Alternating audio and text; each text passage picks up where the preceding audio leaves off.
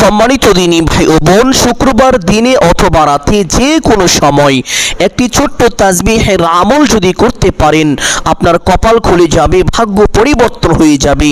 আল্লাহ তাআলা এইভাবে বলেন, ও আমার বান্দা, ও আমার বান্দি, আমি তোমার হয়ে গেলাম, তুমি যা চাইবা আজ তাই দিয়ে দিব। সুবহানাল্লাহ। যখন কোনো বান্দা দুনিয়ায় বসে এই তাসবিহের আমল করে, সাত আসমান সাত জমিনের সমস্ত দরজা খুলে যায়, আল্লাহ তাআলার আরশে আজিমের সমস্ত পর্দা উঠে যায়। এই তাসবিহের আমল করে কোনো দোয়া করা হলে সাথে সাথে সেই দোয়া কবুল আর মঞ্জুর হয়ে যায়। সুবহানাল্লাহ।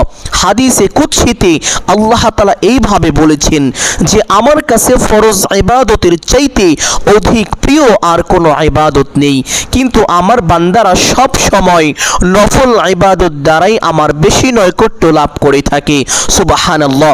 আল্লাহ তাআলা এইভাবে বলেন যে সে এক সময় আমার এমন প্রিয় পাত্র হয়ে যায়, আমি তার চোখ হয়ে যাই যা দিয়ে সে দেখে, আমি তার কান হয়ে যাই যা দিয়ে সে শোনে, আমি তার হাত হয়ে যাই যা দিয়ে সে ধরে, আমি তার পা হয়ে যাই যা দিয়ে সে চলে। সে যদি আমার কাছে কোনো কিছু চায়, আমি অবশ্যই তাকে তা দান করে থাকি। সে যদি আমার কাছে আশ্রয় চায়, আমি অবশ্যই তাকে আশ্রয় দিয়ে থাকি। সুবহানাল্লাহ। সম্মানিত দিনী ভাই ও বোন, এই ছোট্ট তাসবিহের আমলটি যদি করতে পারেন, সাথে সাথে 5টি বিশেষ পুরস্কার পাবেন। 1 নম্বর পুরস্কার হলো আল্লাহ তাআলা আপনার জীবনের যৌবনের সমস্ত গুনাহ খাতা ক্ষমা করে দিবেন, আপনাকে একেবারে নিষ্পাপ মাসুম বানিয়ে দিবেন। ঠিক যেমনটা মাসুম একটি সন্তান তার মায়ের পেট থেকে সবেমাত্র ভূমিষ্ঠ হওয়ার পরে থাকে, যেমন তার জীবনে কোনো গুনাহ থাকে না, তার জীবনে কোনো কালো দাগ থাকে না, কালো অধ্যায় থাকে না, ঠিক এরকম ভাবে আল্লাহ তাআলা আপনাকে পরিষ্কার করে দিবেন, পরিচ্ছন্ন করে দিবেন, আপনার জীবনে কোনো গুনাহ খাতা থাকবে না। সুবহানাল্লাহ।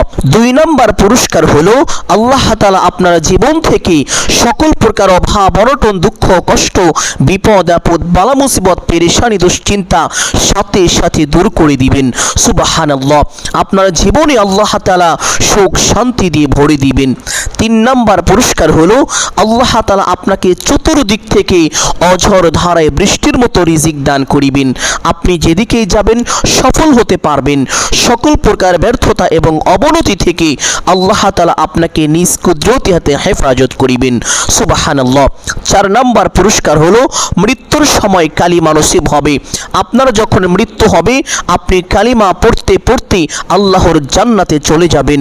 সুবহানাল্লাহ। সম্মানিত দিনী ভাই ও বোন, আল্লাহ নবী মুহাম্মদুর রাসূলুল্লাহ সাল্লাল্লাহু আলাইহি ওয়াসাল্লাম বলেছেন, মৃত্যুর সময় যার কালিমা নসিব হবে তার জন্য জাহান্নাম হারাম এবং জান্নাত ওয়াজিব হয়ে যায়। শুধু তাই নয়, কাল হাসরের ময়দানে কঠিন ভয়াবহ পরিস্থিতির মধ্যে যখন কোনো ছায়া থাকবে না, মানুষের মাথার আধা হাত উপরে সূর্য থাকবে, সূর্যের সমস্ত মুখগুলো খুলে দেওয়া হবে, তাপের কারণে মানুষের মাথার মগজগুলো গলে গলে বাতের ফেনার মতো টকবক করতে থাকবে। এমন ভয়াবহ পরিস্থিতির মধ্যে আল্লাহ তাআলা ওই ব্যক্তিকে তার রহমতের আরশের ছায়া দান করিবেন। সুবহানাল্লাহ। কতই না সৌভাগ্যবান হবেন আপনি যদি এই আমলটি করতে পারেন। সম্মানিত দিনী ভাই ও বোন, 5 নম্বর পুরস্কার হলো এই আমল করে আপনি যেই দোয়া করবেন সেই দোয়াই কবুল হয়ে যাবে। আপনি যা চাইবেন আল্লাহ তাআলা আপনাকে তাই দান করে দিবেন। সুবহানাল্লাহ। এই আমলটি কখন করিবেন, কিভাবে করিবেন, প্রত্যেকটি বিষয় আপনাদেরকে সুস্পষ্টভাবে বলে দিব। সকলেই গভীর মনোযোগ দিয়ে শুনবেন ইনশাআল্লাহ। সম্মানিত দিনী ভাই ও বোন, অনেকেই তো আছেন অভাবগ্রস্ত, অনেকেই ঋণগ্রস্ত, লক্ষ লক্ষ কোটি কোটি টাকা ঋণ করে ফেলেছেন, অনেক চেষ্টা করেছেন ঋণ পরিশোধ করার জন্য, কিন্তু কোনোভাবেই ঋণ পরিশোধ হচ্ছে না। আমি বলবো শুক্রবার দিনে অথবা রাতে আপনি যখনই সময় পাবেন এই ছোট্ট আমলটি করুন। আল্লাহ তাআলা কুদরতিভাবে আপনার সমস্ত ঋণকে অতি দ্রুত পরিশোধ করে দিবেন। আপনার জীবনের সকল অভাব অনটন দুঃখ কষ্ট পেরেশানি দূর করে দিবেন এবং আল্লাহ তাআলা আপনাকে চতুর্দিক থেকে অঝোর ধারায় বৃষ্টির মতো রিজিক দান করিবেন। সুবহানাল্লাহ। সম্মানিত দিনী ভাই ও বোন আমার, অনেকেই অনেক রকম সমস্যায় জর্জরিত হয়ে আছেন। অনেকে আছেন যেই দিকেই যান শুধু ব্যর্থ হয়ে যান। ব্যবসা বাণিজ্য শুরু করেছেন, কামাই রুজি শুরু করেছেন, কিন্তু কোনোভাবেই উন্নতি হচ্ছে না। দিন দিন আপনি শুধু ক্ষতির মধ্যে পড়ে যাচ্ছেন, আপনার লোকসান হয়ে যাচ্ছে। আমি বলবো শুক্রবার দিনে অথবা রাতে যদি এই আমলটি আপনি করতে পারেন, আল্লাহ তাআলা আপনার জীবন থেকে সকল প্রকার অকল্যাণ দূর করে দিবেন, লোকসানের রাস্তা বন্ধ করে দিবেন। আল্লাহ তাআলা আপনার জন্য কল্যাণের রাস্তা খুলে দিবেন, আপনার জীবনে সুখ শান্তি দিয়ে আল্লাহ তাআলা ভরে দিবেন। সুবহানাল্লাহ। সম্মানিত দিনী ভাই ও বোন, অনেকে চাকরি খুঁজছেন কিন্তু চাকরির ব্যবস্থা হচ্ছে না। আমি বলবো এই ছোট্ট আমলটি যদি করতে পারেন, অতি দ্রুত আপনার চাকরির ব্যবস্থা হয়ে যাবে। অনেকেই বিদেশ যেতে চান কিন্তু ভালো ভিসা পান না। আমি বলবো এই ছোট্ট আমলটি যদি করতে পারেন, আল্লাহ তাআলা অতি দ্রুত আপনাকে ভালো উন্নত মানের ভিসার ব্যবস্থা করে দিবেন, যেটা আপনার জন্য অত্যন্ত উপকারী হবে। সুবহানাল্লাহ। অনেকে আবার আছেন যাদের সন্তানাদি হয় না, অনেক ডাক্তার দেখিয়েছেন, কবিরাজ দেখিয়েছেন, বিভিন্ন রকমের চিকিৎসা নিয়েছেন, মাজারে মসজিদে মান্নত করেছেন, দান খয়রাত করেছেন, ফকির মিসকিনদের খাইয়েছেন, কিন্তু কোনোভাবে আপনার সন্তান হচ্ছে না। আমি বলবো শুক্রবার দিনে অথবা রাতে একটু সময় নিয়ে ছোট্ট আমলটি যদি করতে পারেন, আল্লাহ তাআলা আপনার মনোবাসনা পূরণ করে দিবেন, আপনাকে নেককার সালিহিন সন্তান দান করিবেন, যেই সন্তান আপনার জন্য দুনিয়া ও আখিরাতে উভয় জাহানে কল্যাণকর হবে।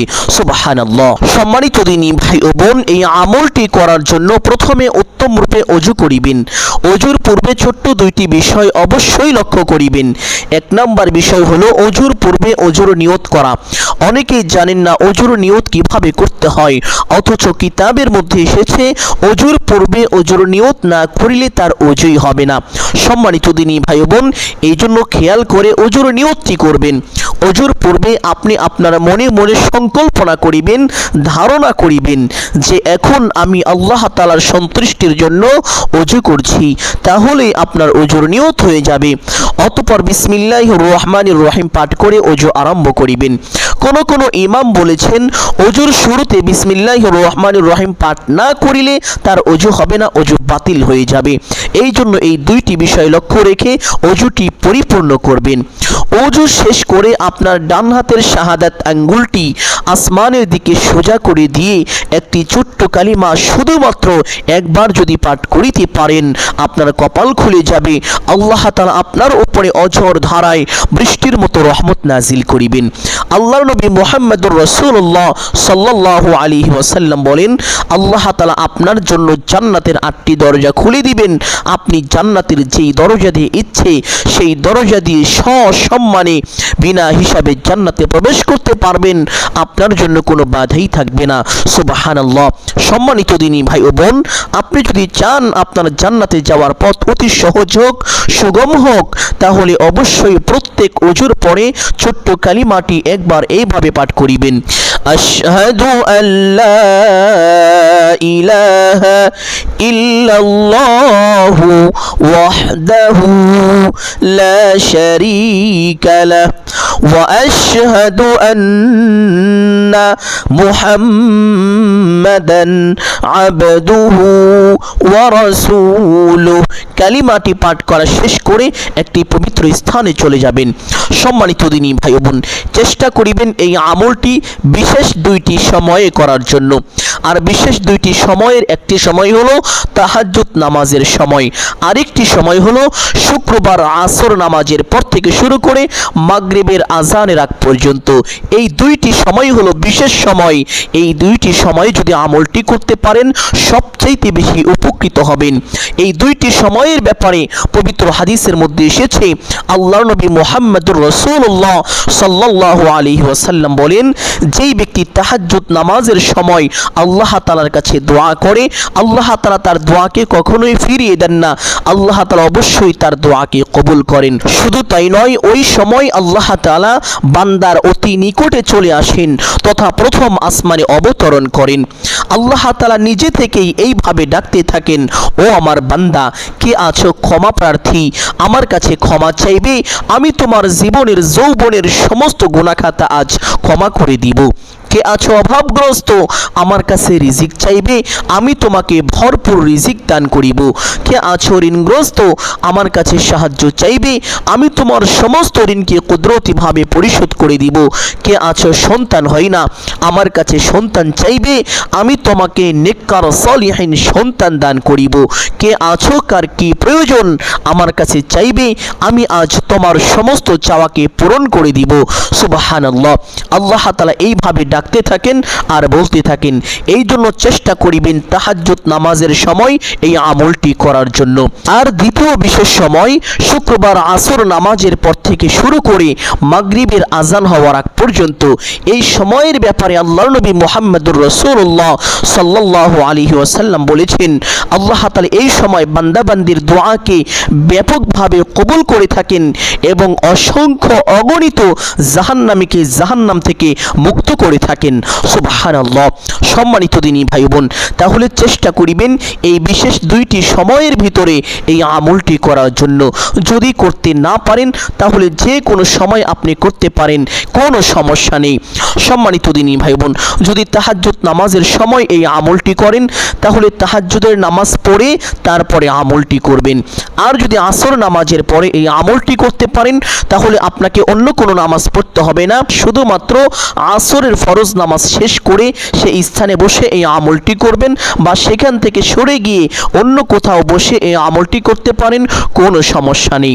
এই দুইটি বিশেষ সময় ব্যতীত অন্য যে কোনো সময় যদি এই আমলটি করেন তাহলে অবশ্যই কমপক্ষে 2 রাকাত সালাতুল হাজত নামাজ আদায় করে এই আমলটি করবেন। নিয়ম কানুন বলে দিচ্ছি, সকলেই গভীর মনোযোগ দিয়ে শুনবেন ইনশাআল্লাহ। প্রথমে এই ছোট্ট দুরূদটি পাঠ করিবেন, আল্লাহুম্মা সাল্লি ওয়া সাল্লিম আলা নাবিয়িনা মুহাম্মদ। আল্লাহুম্মা সাল্লি ওয়া সাল্লিম আলা নাবিয়িনা মুহাম্মদ। পরিপূর্ণ মহব্বতের সাথে, গভীর ভালোবাসার সাথে দুরূদটি পাঠ করিবেন। পবিত্র হাদিসের মধ্যে এসেছে, যেই ব্যক্তি একবার এই দুরূদটি পাঠ করে আল্লাহ তাআলা সাথে সাথে তার উপরে 10টি রহমত নাজিল করেন, তার জীবন থেকে 10টি গুনাহ খাতা ক্ষমা করে দেন, তার আমল নামায় কমপক্ষে 10টি নেকি দান করেন।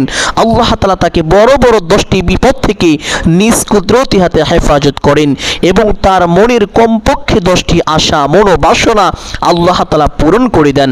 সুবহানাল্লাহ। শুধু তাই নয়, যখন কোনো বান্দা কোনো বান্দি এই দুরূদটি পাঠ করে আল্লাহর একদল ফেরেশতারা ওই বান্দা ওই বান্দির জন্য আল্লাহ তাআলার দরবারে রহমতের দোয়া করতে থাকেন। সুবহানাল্লাহ। সম্মানিত দিনী ভাই বোন, তাহলে আমলের সময় ছোট্ট দুরূদটি এইভাবে কমপক্ষে একবার হলেও পাঠ করিবেন এবং উঠতে বসতে চলতে ফিরতে যখনই সময় পাবেন বেশি বেশি দুরূদটি পাঠ করার চেষ্টা করিবেন। দুরূদটি আরও একবার পাঠ করছি, সহি শুদ্ধ উচ্চারণটি শিক্ষা করে রাখুন।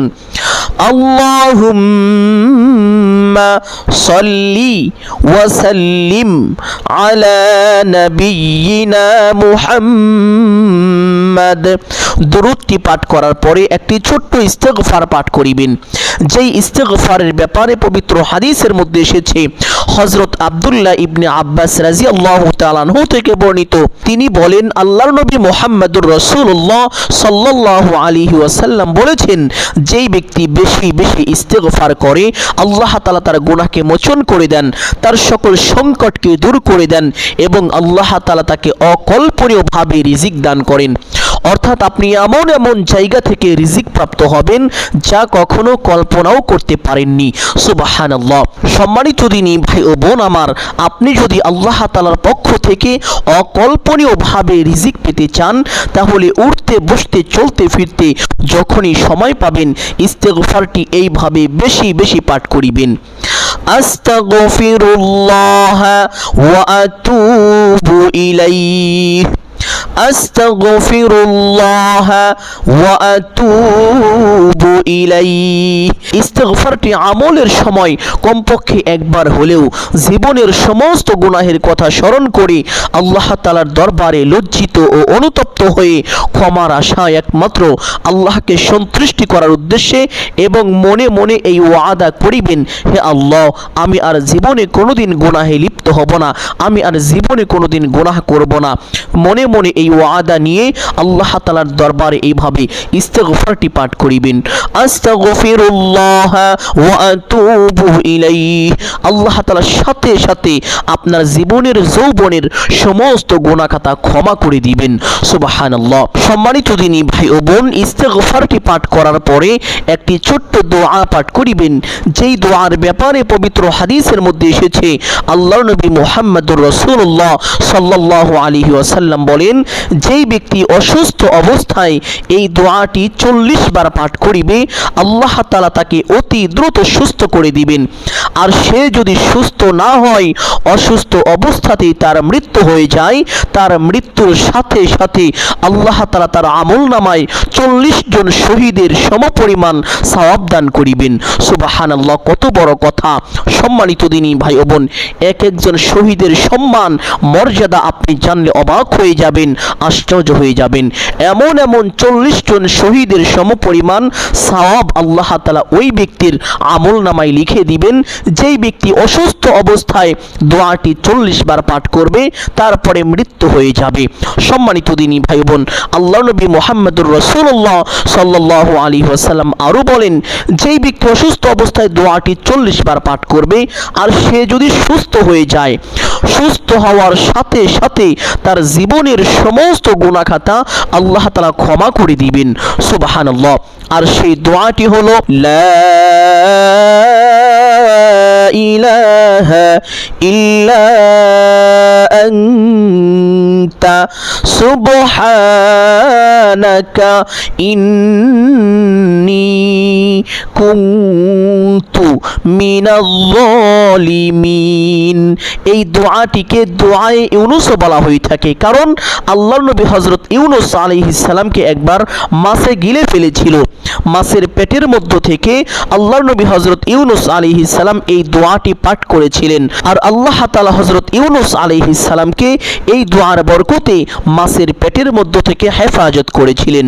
সুবহানাল্লাহ। সাহাবীরা যখন এই দোয়ার ব্যাপারে জানতে পারলেন, সাথে সাথে এক সাহাবী আল্লাহর নবী মুহাম্মদুর রাসূলুল্লাহ সাল্লাল্লাহু আলাইহি ওয়াসাল্লামকে বললেন, ইয়া রাসূলুল্লাহ সাল্লাল্লাহু আলাইহি ওয়াসাল্লাম, এই দোয়াটি কি শুধুমাত্র হযরত ইউনুস আলাইহিস সালামের জন্যই বৈশিষ্ট্য, নাকি সমস্ত মানুষের জন্য বৈশিষ্ট্য? আল্লাহর নবী মুহাম্মদুর রাসূলুল্লাহ সাল্লাল্লাহু আলাইহি ওয়াসাল্লাম বললেন, ও আমার সাহাবীরা, এই দোয়াটি শুধুমাত্র হযরত ইউনুস আলাইহিস সালামের জন্যই বৈশিষ্ট্য নয়, এই দোয়াটি সমস্ত মানুষের জন্য বৈশিষ্ট্য। সুবহানাল্লাহ। এই দোয়া যারাই পাঠ করবে তারাই উপকৃত হবে। এই দোয়া যারাই পাঠ করবে, আল্লাহ তাআলা তাদের দুঃখ দুর্দশা, অভাব অনটন, বিপদ আপদ, বালা মুসিবত সাথে সাথে দূর করে দিবেন এবং আল্লাহ তাআলার জিম্মায় তার নামটি লিখে নেবেন। সুবহানাল্লাহ। সম্মানিত দিনী ভাই বোন, আমলের সময় 40 বার কষ্ট করে ছোট্ট দোয়াটি অবশ্যই পাঠ করিবেন। যদি না পারেন, কমপক্ষে একবার হলেও দোয়াটি পাঠ করিবেন ইনশাআল্লাহ। দোয়াটি পাঠ করার পরে সেই তাসবিহটা পাঠ করিবেন, যেই তাসবিহ দুনিয়ায় বসে একবার পাঠ করিলে 7 আসমান 7 জমিনের সমস্ত দরজা খুলে যায়, আল্লাহ তাআলার আরশে আজিমের সমস্ত পর্দা উঠে যায়। যেই তাসবিহের আমল করে কোনো দোয়া করা হলে সাথে সাথে সেই দোয়া কবুল আর মঞ্জুর হয়ে যায়। সুবহানাল্লাহ। আর সেই তাসবিহটা হলো, লা ইলাহা ইল্লাল্লাহ। আল্লাহর নবী হযরত মুসা পয়গম্বর আলাইহিস সালাম একবার আল্লাহকে বললেন, হে আল্লাহ, আপনি আমাকে এমন একটি দোয়া শিখিয়ে দিন, যেই দোয়ার মাধ্যমে আমি আপনাকে স্মরণ করিতে পারবো, আমি আপনার জিকির করিতে পারবো। আল্লাহ তাআলা তখন হযরত মুসা পয়গম্বর আলাইহিস সালামকে এই জিকিরটি শিক্ষা দিলেন। আল্লাহ তাআলা বললেন, ও আমার মুসা পয়গম্বর, তুমি পড়ো, লা ইলাহা ইল্লাল্লাহ ইল্লাল্লাহ। পবিত্র হাদিসের মধ্যে আল্লাহর নবী মুহাম্মদুর রাসূলুল্লাহ সাল্লাল্লাহু আলাইহি ওয়াসাল্লাম বলেন, সর্বোত্তম জিকির হলো এই জিকিরটি আসমানের নিচে, জমিনের উপরে, এবং এছাড়াও যদি আরো কোনো জায়গা থাকে, এমন কোনো জায়গা নেই যে এই জিকিরের চাইতে আরো মূল্যবান, আরো দামি কোনো জিকির আছে। সুবহানাল্লাহ। সমস্ত পৃথিবীর সবচাইতে শ্রেষ্ঠ বাক্য হলো এই বাক্যটি, লা ইলাহা ইল্লাল্লাহ। যখন কোনো বান্দা দুনিয়ায় বসে একবার লা ইলাহা ইল্লাল্লাহ পাঠ করে, এই লা ইলাহা ইল্লাল্লাহর পাঠের আওয়াজ এক পাল্লায় রাখা হলে আর অপর পাল্লায় 7 আসমান 7 জমিনের সমস্ত কিছু রাখা হলে, তাহলে লা ইলাহা ইল্লাল্লাহর এই জিকিরের পাল্লাটাই বেশি ভারী হয়ে যাবে। সুবহানাল্লাহ। সম্মানিত দিনী ভাই ও বোন, আরেকটি হাদিসের মধ্যে এসেছে, যেই ব্যক্তি দুনিয়াতে বেশি বেশি পাঠ করিবে লা ইলাহা ইল্লাল্লাহ, মৃত্যুর সময় তার কালিমা নসিব হবে, আর মৃত্যুর সময় যার কালিমা নসিব হবে তার জন্য জাহান্নাম হারাম এবং জান্নাত ওয়াজিব হয়ে যায়। সুবহানাল্লাহ। আরেকটি হাদিসের মধ্যে এসেছে, যেই ব্যক্তি দুনিয়াতে বেশি বেশি লা ইলাহা ইল্লাল্লাহর জিকির করবে, সেই ব্যক্তি হাসরের ময়দানে এমনভাবে উপস্থিত হবে যেন তার জন্য জাহান্নাম পর্যন্ত হারাম হয়ে গিয়েছে। সুবহানাল্লাহ। আরেকটি হাদিসের মধ্যে আল্লাহর নবী মুহাম্মদুর রাসূলুল্লাহ সাল্লাল্লাহু আলাইহি ওয়াসাল্লাম বলেন, লা ইলাহা ইল্লাল্লাহ দাখালাল জান্নাহ। যেই ব্যক্তি ঈমানের সঙ্গে একবার পাঠ করবে লা ইলাহা ইল্লাল্লাহ, সেই ব্যক্তি অবশ্যই আল্লাহর জান্নাতে প্রবেশ করবে। সুবহানাল্লাহ। সম্মানিত দিনী ভাই বোন, তাহলে উঠতে বসতে চলতে ফিরতে যখনই সময় পাবেন এই দামি বাক্যটি তথা এই জিকিরটি পাঠ করিবেন, লা